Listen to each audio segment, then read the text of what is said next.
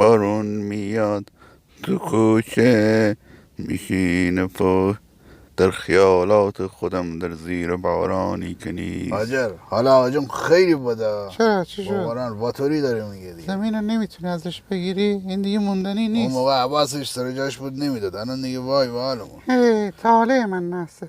برنامه دارم، یه دونه وام تو مسکن هست. پیشی منی و میاو پس ایشی و نری بیاو. وام ای مسکن است، بابا. ماهی 200 تومن میدی، بعد از 15 سال به تو 1 میلیارد 2 میلیارد خیر پول میده. خانم قره کشیش بهتر از این پول میده که. آره 15 سال دیگه تو با همون قبرم نمیتونی بخری. اوف.